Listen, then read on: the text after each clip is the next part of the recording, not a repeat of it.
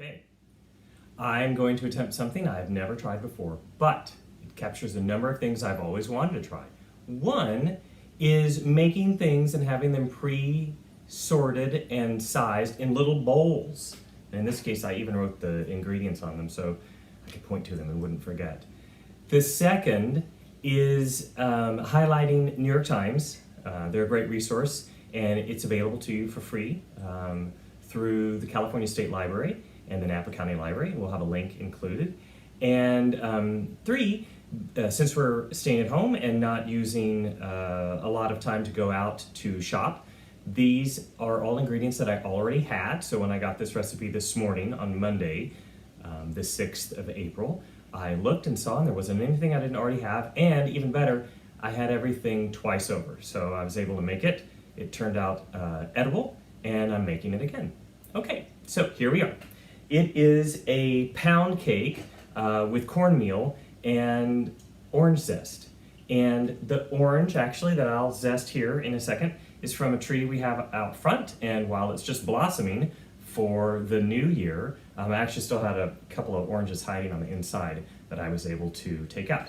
And I have a zester, which I don't even know that I've ever used it before.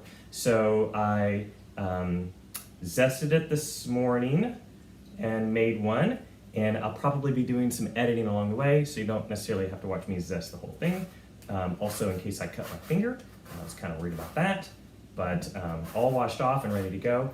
And again, we'll be linking to the recipe on this post, but I just zested about 2/3 of it. It's pretty big since it's still on the tree, and I'm putting everything in a bowl. It doesn't require you to do separate bowls. It actually has you mixing all of the wet ingredients together and then the dry ingredients together, except it has you doing the zesting and the sugar at the very beginning. Okay, so as you can see, I put a fair amount of zest in because I went around most of the orange. And then the first ingredient that actually is listed in the recipe is 1 cup of sugar. So I'm pouring 1 cup of sugar just directly in. And then you start with all the wet ingredients. So the first is it calls for fat, and I'm just using olive oil, and it's half regular olive oil and then half olive oil with lemon flavoring from a local olive oil company that we can also link to. Not super local, I don't know if they're quite in Napa anymore, but near to us. So there's a half a cup of that. The second is a half a cup of milk. I'm using almond milk because I'm the only one in the house that likes almond milk, and we accidentally bought 6 packages of it. So I'm using that. Obviously it'll give it a little almond flavor. And then I added a little bit of vanilla to it. It didn't actually say you needed it, it just offered it up, and I liked that idea. And then the second are 2 eggs from a local producer as well. So those 2 eggs are gonna go in, and then whisk it up. See if I can do this while sitting and not splashing it on me. So far, so good.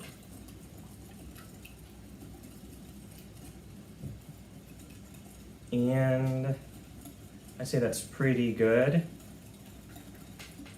And now I'm gonna put in the dry ingredients. So the dry ingredients are 1/4 cup of baking soda and 1 1/4 teaspoon of baking soda and 1/4 teaspoon of salt. When I made it the first time, I put in a full teaspoon of salt and then had to get some of it out. But anyhow, read it again closer. So 1/4 teaspoon of baking soda, 1/4 teaspoon of salt. Directly in. The second is 1 teaspoon of baking powder. So again, all stuff that I already had. And then the next is the cornmeal. So that is half a cup of cornmeal. And then the last ingredient is 1 1/4 cup of flour. And then I'm gonna, it actually wants you to mix it up a little bit first and then put the flour in. When I made this earlier, you'll see when you read the recipe that it's in one of those narrative forms that a lot of blogs use, and you think, oh my gosh, where's the recipe? It's so much story at the beginning. And you can go online and find out why a lot of those sites do that. But It actually mentioned sugar so casually that I didn't put sugar in the first time, and I was looking at it and the texture was just bizarre. So then I looked back and read the whole thing again and saw, oh, you're supposed to start with that quarter cup or that full cup of sugar. And then mixing it all together. And I did really good this morning, and I didn't get any flour out, and I already see a little bit of flour that's popped out of the bowl. I'm not super good at whisking, and definitely whisking sitting down. I make pancakes on the weekends most of the time, so I'm reasonably good. In fact, since we're not going to the store, I've been just using baking powder and flour, whereas I used to buy something like a Bisquick, but I don't have to do that now. So I actually kind of like the flavor a little bit better, and it cooks a little different. So pretty good texture, you can see. Kind of a yellowy color from the egg and the corn flour. And then I'll tap most of that out. What I found, because I made it this morning in a cake pan, is that it about doubled in size. So when I made it, my son said he would prefer to have it in muffin form. And another thing we already had, I've got a ton of these muffin tins. I always felt like I don't want to use them, they're too special or something to use. But why not use them? So now I don't have to put any kind of oil or anything in the muffin tin. And then it's $3.50 for, it said 45 minutes to an hour. And I cooked it for about 55 minutes, and it worked pretty well. I tried it at 45 and it wasn't quite ready yet, so I put it in for another 5, and then it had browned a little bit more on the top and on the inside. These probably won't have to cook as long, so I'm gonna kind of adjust for whatever that is. And then I'm gonna put one in. Probably should have used a cup. This is where the editing might, I could figure out how to do that. Well, I will stop and you will pretend that I filled each of these up about halfway, and then we'll revisit in an hour or so, and you can see what they look like, and I'll have a bit of the first one for you to take a look at as well. I gave some of it to a neighbor who's given me some sourdough starter, because I'm trying to make more bread too, since again we're home all the time. Got a little more adventurous with things, and I already killed one batch of the sourdough starter. It just did not look right, so she was kind enough to offer me a second, and I split the first round of cake with her too. So anyhow, I'll do just the one, and then I'll see you in an hour, and thanks so much.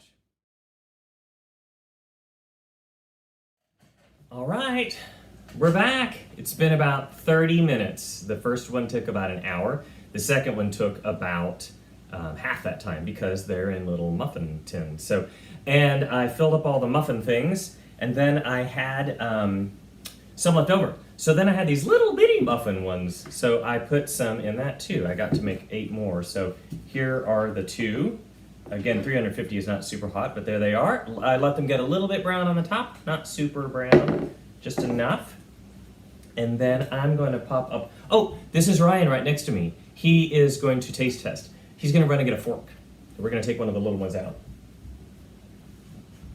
Hopefully they turn out well, and that yours turn out just as well when you make them at home. And in that time, I was able to wash all the dishes and put them all away, except the zester. That takes a little more time. And then I might squeeze that lemon. Let's hope I sprayed this. Yep, came out perfectly. Okay, let's see. And then here is the one I made earlier. This is what's left of it. So anyhow, you can see a little browner on the edges, a little less so on the top, but still golden. And then nice, good, consistent texture inside. And do you want any butter or anything? No? Okay. Do you want to give it a shot? I'd probably break it in half so it's not too hot. Little bit of that heat out. Looks good all the way through, doesn't it? Pretty consistent inside. Same as the other. And I cook these for the same amount of time as the full ones. About, I don't know, 30 minutes or so. I just kind of watch in the oven. Okay, give it a shot. Does it taste as good as the other? It's a little different. Yeah, a little different, and here's why. So one of the ingredients that I forgot, and this is probably why they measure all their stuff out in advance, is that it called for nutmeg. It said it was optional, but I put it in the first time Actually, didn't have any nutmeg. I had pumpkin pie spice, which has nutmeg as amongst the ingredients after cinnamon, ginger, nutmeg, and allspice. I put that in the first one in the same amount. In the second one, I forgot. So it's probably, is it a little more lemony? Because it's got the lemon in It's a it. little sweeter. And the, interesting. Sweeter. Well, we'll go with sweeter. Okay, that's it. Thanks so much. Have a good afternoon. Bye-bye.